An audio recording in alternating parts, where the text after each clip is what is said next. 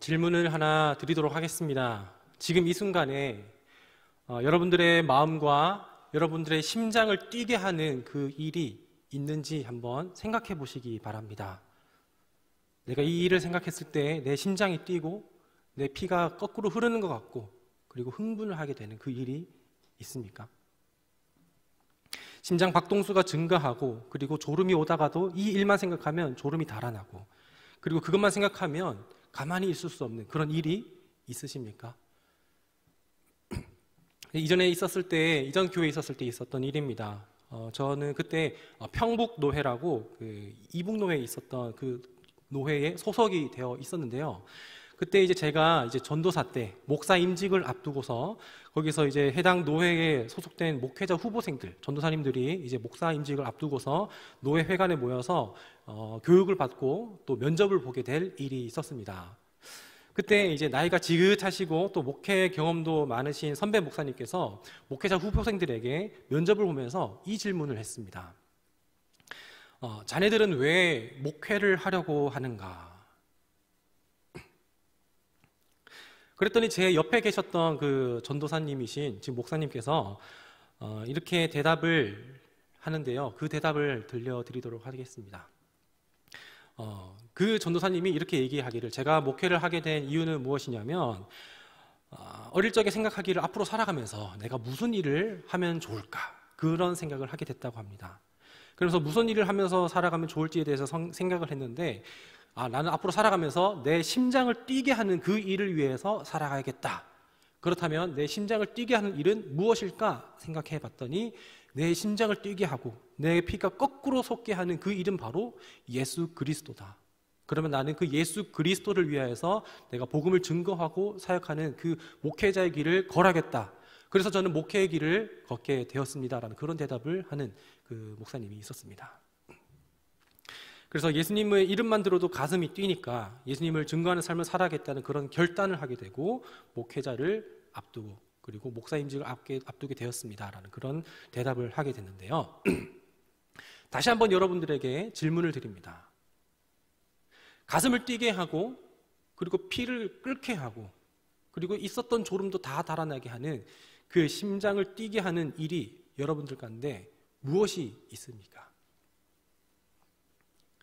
나를 흥분하게 하고 살아가게 하는 것, 내 심장이 뛰게 하는 것. 어떤 일을 할 때에는 그냥 적당히, 그냥 적절하게 하기보다는 그 일을 할 때에 그 미쳐서 해야 된다는 그 말이 있습니다. 담임 목사님께서도 종종 강조하시는 말씀이기도 합니다. 어차피 하는 일이라면 제대로 할 때에 목숨을 다해야 되고 그 일에 미쳐야 하며 열정을 다해서 의욕을 갖고 해라라고 담임 목사님께서 우리 교역자들에게 그리고 성도님들에게 그렇게 말씀을 하시는 것 우리 다 익히 잘 알고 있을 것입니다.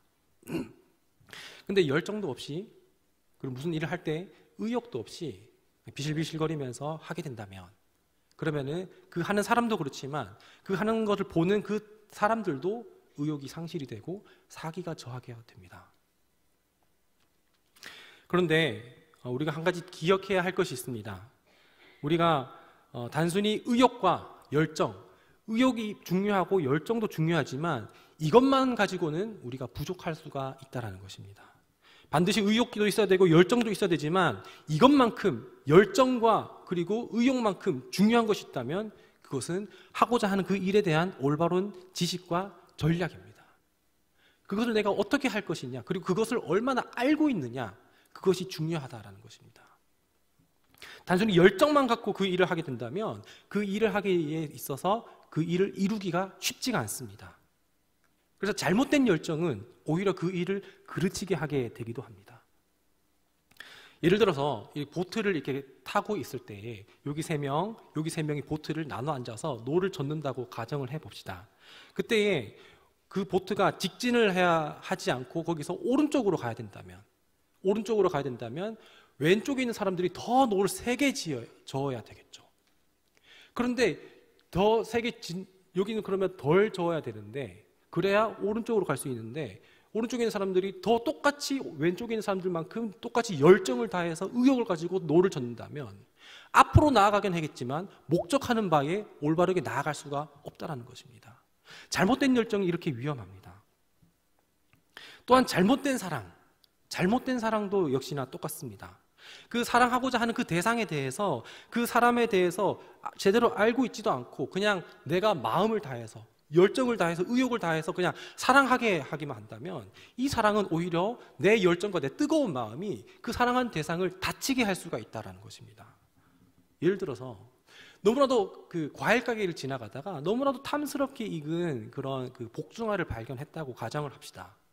복숭아가 있을 때에 내가 사랑하는 사람에게 복숭아를 주고 싶어. 그래서 한 바구니를 사서 사랑하는 사람에게 줍니다. 그런데 예를 들면 그 사랑하는 그 사람이 복숭아 알러지가 있으면 어떻게 될까요? 그러면은 나는 사랑하는 마음으로, 뜨거운 마음으로 복숭아를 사줬지만 그 복숭아로 인해서 내가 사랑하는 그 대상은 복숭아로 인해서 상처를 받고 어려움을 당하게 된다는 것입니다. 열정과 의욕 정말 중요하지만 그것은 이것만큼 중요한 게 또 하나가 더 있다면 우리는 그 대상에 대한 올바른 지식이 있어야 된다라는 것입니다. 우리는 신앙생활 할 때에 하나님에 대한 사랑이 식어버리는 것, 이것도 정말 문제이지만 그러나 또 다른 것은 너무 뜨거운 것도 우리가 조심을 해야 됩니다. 우리 신앙생활은 뜨거운 열정 하나만으로는 올바른 신앙생활을 할 수가 없습니다. 하나님을 제대로 알지도 못하면서 내가 바라고 내가 원하는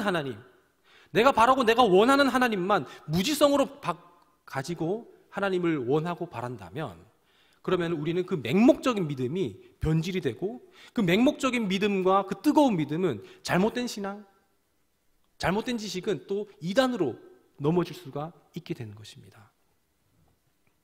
오늘 제목은 걸림돌과 디딤돌의 차이입니다.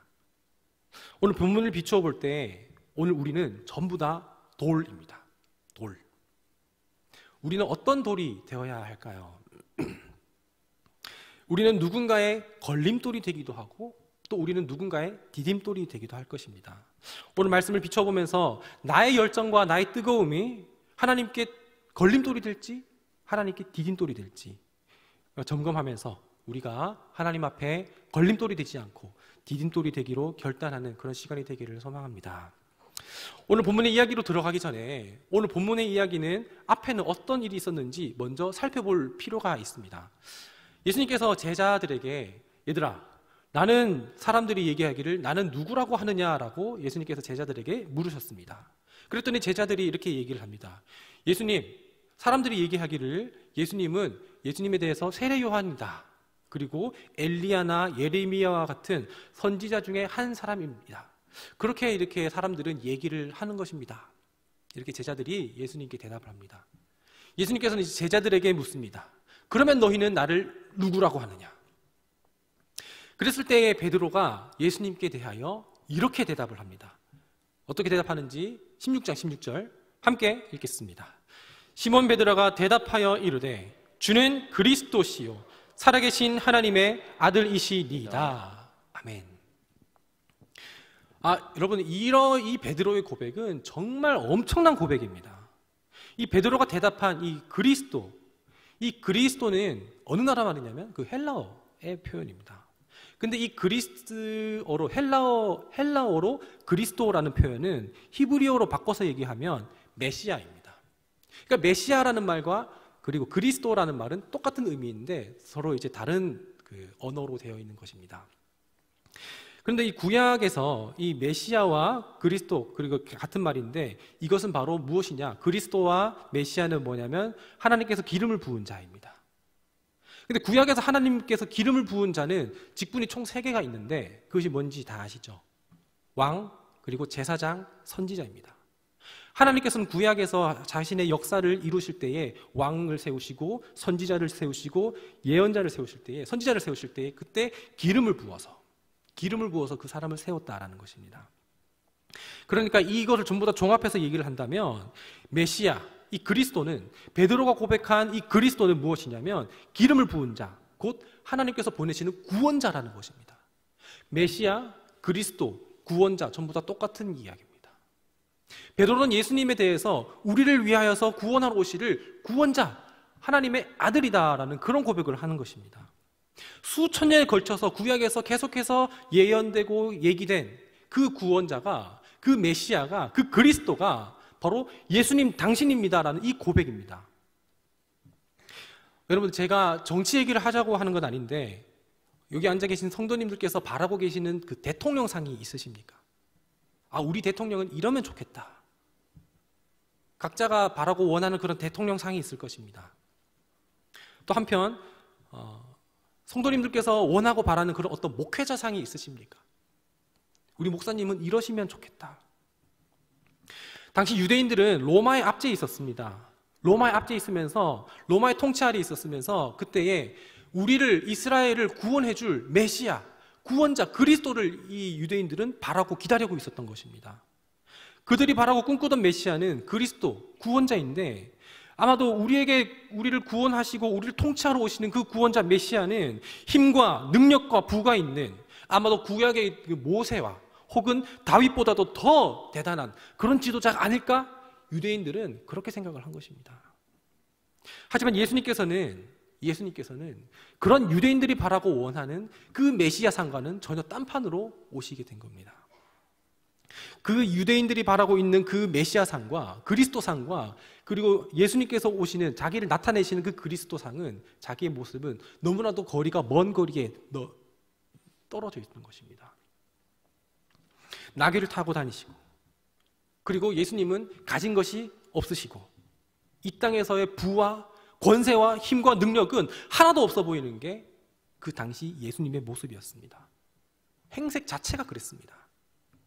그런데 그분을 두고 베드로가 얘기하기를, 예수님 당신이야말로 우리를 구원하러 오신 우리 주 예수 그리스도, 살아가신 하나님의 아들이신 그리스도가 바로 당신 예수님이십니다라는 그 고백은, 이것은 정말 엄청난 고백이라는 것입니다.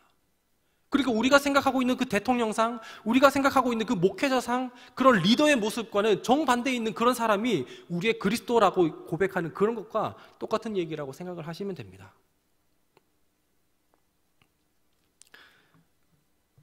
예수님은 그렇게 대답한, 주님은 그리스도시요 살아계신 하나님의 아들이십니다라는 그 고백을 한 베드로에게 예수님께서 이렇게 얘기를 하십니다. 마태복음 16장 17절에서 18절을 제가 봉독하겠습니다. 예수께서 대답하여 이르시되, 바요나 시몬아, 내가 복이 있도다. 이를 너에게 알게 한 이는 혈육이 아니요 하늘에 계신 내 아버지이시니라. 또 내가 너에게 이르노니 너는 베드로라. 내가 이 반석 위에 교회를 세우리니 음부의 권세가 이기지 못하리라. 아멘.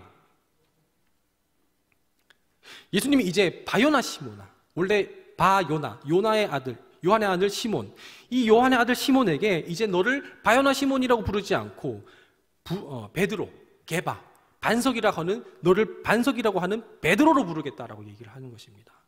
그리고 이제 내가 너를 반석이라고 부르며 베드로라고 부르며 너의 이름 위에, 너의 고백 위에 내가 교회를 세우겠다라고 예수님께서 이 베드로의 고백 다음에 반석이라고 부르시는 것입니다. 엄청난 이 고백입니다. 예수님께서는 이 베드로의 고백을 통해서 그 베드로의 고백 위에 교회를 세우시겠다고 반석으로 이름을 바꾸시고 얘기하는데, 이것이 얼마나 감격적인 일일까요? 신앙생활 하면서, 여러분, 신앙생활 하면서 우리가 하나님께 예배하고 기도하고 찬양하는 중에 우리 마음 깊은 곳에 다윗아, 여러분들 이름을 부르면서 누구야? 많이 힘들지. 내가 너를 앞으로 사용하겠다라는 그 음성이 우리 마음 깊은 가운데 들리게 된다면 이 얼마나 감격일까요? 이 바로 서울 우리 받은 이 기쁨은 알 사람이 없습니다. 베드로는 이 예수님을 향한 엄청난 고백, 이 신앙 고백으로 예수님을 향한 열정과 예수님을 향한 그 의욕이 더욱더 깊게 자리가 잡게 되었을 것입니다. 오늘 설교 제목에 비추어 본다면 베드로는 하나님 나라와 하나님의 의를 드러내는 일에 바로 반석과 같은 디딤돌이 되는 그 현장에 우리를 목격하고 있게 합니다.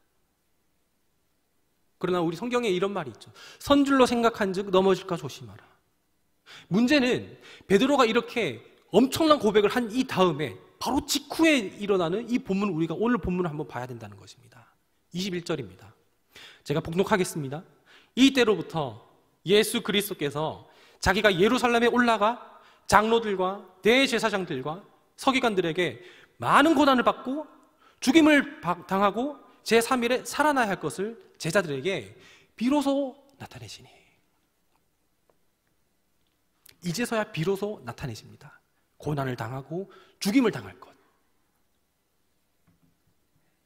대제사장들, 장로들, 서기관들, 그러니까 즉 종교 지도자들에게 예수님께서, 내가 그리스도라고 고백한 그 예수님께서 고난을 받아서 죽임을 당한다니, 예수님께서 그걸 이제 알려주신 겁니다. 그런데 우리가 성경을 다 알고 있지만 예수님은 고난을 당하시고 죽으시는 이것이 하나님께서 원하시고 바라시는 그 그리스도상으로 점점 더 가까이 가시는 것입니다.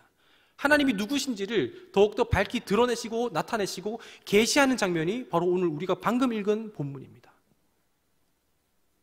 유대인들뿐만 아니라 온 세상이 바라고 기다리던 그 그리스도의 모습을 더욱더 선명하게 보여주는 것이 오늘 우리가 읽은 본문인데, 그런데 반석이시며 하나님 나라에 확장될 그 디딤돌이 될 베드로가,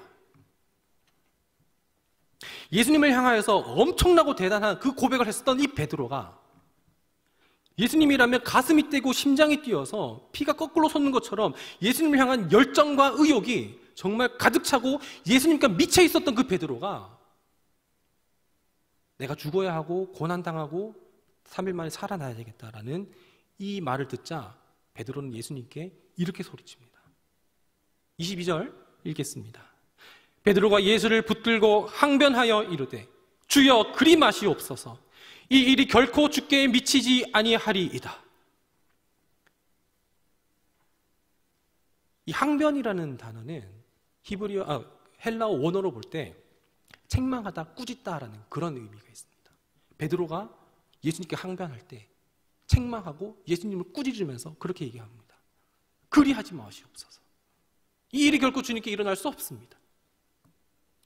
베드로는 예수님을 향한 그 열정과 그 뜨거움이 너무나도 넘친 나머지 예수님께서 그리스도로서의 그 모습을 더욱더 나타내시고 그것을 더욱더 가까이 나아가시기 위하여서 죽음을 향해서 나아가실 때에 그것도 모른 채 예수님을 향해서 꾸짖고 책망하면서 그러지 말라고 강력하게 호소를 하고 있는 것입니다. 잘못된 믿음이, 잘못된 뜨거움이 이렇게 위험한 것입니다. 내 위주와 내 감정에서 나오는 이 신앙이 이렇게 위험합니다. 우리 믿음은 내 안에서 나타나는 것이 아닙니다.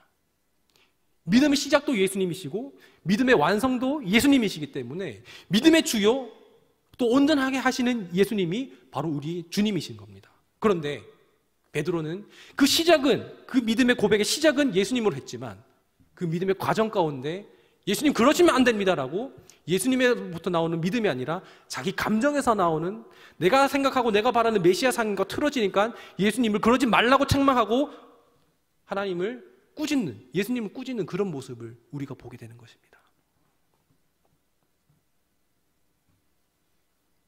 우리는 22절의 베드로 모습처럼 뜨겁지만 잘못된 믿음을 우리가 얼마든지 보일 수 있다는 것입니다. 이렇게 직전에, 우리가 오늘 읽은 본문 바로 직전에는 반석이라고 불리면서 이제 하나님의 나라의 사역에, 그리고 예수님의 하나님 나라의 사역의 확장에 디딤돌이 될 것 같았었던, 반석이 될 것 같았었던 그 베드로가 시간이 얼마 지났다고? 시간이 지나지 않았습니다. 지나지도 않았는데 바로 걸림돌이 되는 장면이 오늘 22절에서 나옵니다. 23절 읽겠습니다. 예수께서 돌이키시며 베드로에게 이르시되 사탄아 내 뒤로 물러가라.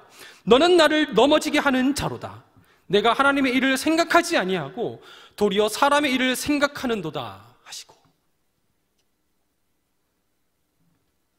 우리가 신앙생활을 하면서 착각하는 것 중에 하나가 무엇이냐면, 내가 뜨겁게 주님을 위해서 나의 엄청난 시간과 나의 엄청난 돈과 내 힘과 열정을 주님을 위해서 사용하고 있다고 얘기를 하지만, 다 하나님께 드린다고 바친다고 하지만 내 생각과 내 중심과 내 마음 가운데 비롯된 그 믿음과 신앙은 오히려 예수님을 넘어지게 할 수 있다는 것입니다. 하나님으로부터 시작된 그 믿음이 아니라 내 감정에서, 내 기분에서 나온 그 믿음과 신앙은 오히려 예수님께 걸림돌이 된다는 것입니다. 마치 우리가 예수님을 위한답시곤 하지만 그렇지만 복숭아 알러지가 있는 사람에게 복숭아를 한 바구니 사가지고 갖다 주는 것과 똑같은 것입니다. 주님은 너의 믿음이 얼마나 단단하고 든든하고 대단한지를 주님은 우리를 그런 믿음을 보시는 것이 아니라 주님께서 우리에게 보시는 믿음은 너의 믿음이 과연 예수님으로부터 나와 있느냐, 나로부터 나와 있느냐 아니냐, 그 믿음을 보시는 것입니다. 어떤 든든하고 딱딱한 대단한 믿음을 보시는 것이 아니라 그 믿음의 시작점이 예수님이냐 아니냐, 그것을 보신다는 것입니다. 요한의 아들 시몬, 계속해서 베드로라고 불리면서 반석이 되어서 예수님의 사역에 디딤돌이 될 수 있었던 비결, 베드로가 디딤돌로 불리고 반석이 될 수 있었던 이 비결은 단순히 맹목적인 신앙생활을 하는 것이 아닙니다. 잘못된 뜨거운 열정으로 하는 것이 아닙니다. 내가 바라는 메시아상이 아니라고, 주님 그러시면 안 됩니다라고, 그 모습은 우리가 바라는 리더가 아니라고 부정하는 순간 우리는 디딤돌이 아니라 걸림돌이 되고 말 것입니다. 중요한 것은 베드로의 그 엄청난 고백을 예수님께서 들으시면서 무엇이라고 말씀하시냐? 그 고백은, 베드로야, 너가 했었던 그 고백은 너의 것이 아니다. 베드로가 고백한 그 믿음의 고백조차도 너가 얘기했지만 그것이 너의 고백이 아니다, 너의 것이 아니다라고 얘기하십니다. 오늘 본문 아니지만 17절 다시 읽겠습니다. 예수께서 대답하여 이르시되 바요나 시모나 내가 복이 있도다. 이를 내게 알게 한 이는 혈육이 아니요 하늘에 계신 내 아버지이시니라. 18절입니다. 또 내가 내게 이르노니 너는 베드로라. 내가 이 반석 위에 내 교회를 세우리니 음부의 권세가 이기지 못하리라. 우리가 갖고 있는 믿음이 정말 내 것입니까? 내 선에서, 내 의에서 나온 믿음이십니까? 하나님 앞에 꺾이지 않는 믿음은, 그것은 믿음이 아니라 고집입니다. 교회를 위한 열정, 하나님을 위한 열정, 공동체를 위한 열정이 하나님으로부터 온 것인지 아니면 내 감정에서 나온 것인지 우린 그것을 점검해야 합니다. 베드로가 반석이 될 수 있었던 것은, 예수님께 디딤돌이 될 수 있었던 것은 그 고백조차도 하나님께 있었기 때문입니다. 하지만 베드로가 예수님을 넘어지게 하는 자, 걸림돌이 되는 순간은 그 대답이, 그 말이 자기 감정에서, 자기 기분에서 나오는 것. 걸림돌과 디딤돌의 차이입니다. 디딤돌이 되시기를 원하십니까?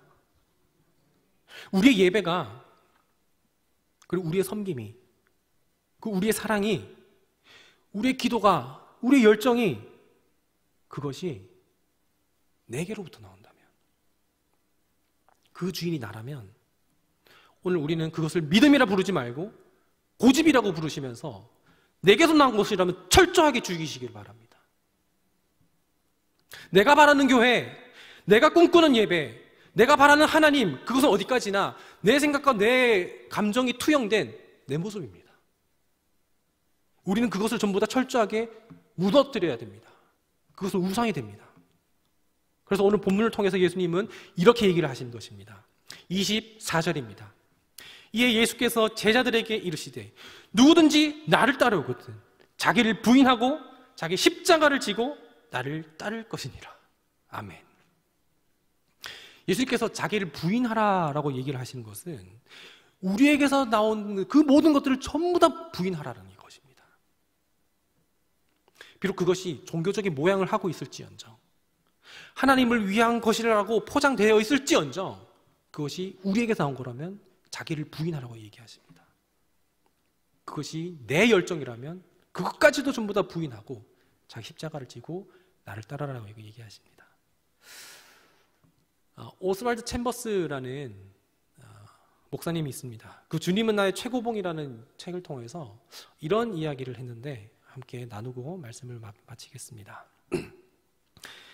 하나님 앞에서 당신의 소유로 여겨지는 것은 그 모든 것을 내려놓고 하나님 앞에 당신 홀로 서 있어 보십시오. 그리고 하나님께 아무 소유도 없는 자신을 드리십시오. 이것이 우리가 걸림돌에서 디딤돌이 되고 나 자신을 부인하고 주의 십자가를 지고 주님을 따르는 것입니다. 오늘 우리 모두가 예수님을 걸려 넘어지게 하는 걸림돌이 아니라 예수님의 사역을 확장하는 디딤돌, 반석이라고 불리는 그 영적 베드로가 우리 모두가 되시기를 간절히 소망합니다. 기도하겠습니다. 하나님 감사합니다. 오늘 베드로의 고백을 통하여서 걸림돌과 디딤돌의 차이를 알게 하여 주시니 감사합니다. 우리의 기본과 우리의 감정과 우리의 경험에서 나오는 것이라면 뜨거울지언정 하나님 앞에 점검을 하여서 오직 하나님의 것으로 우리가 고백을 하며 베드로처럼 주님 그리스도지요 살아계신 하나님의 아들입니다라는 그 고백으로 우리가 반석이 되고 하나님의 사역과 하나님 나라의 디딤돌이 될 수 있는 우리 모두가 되게 인도하여 주옵소서. 예수님의 이름으로 기도합니다. 아멘.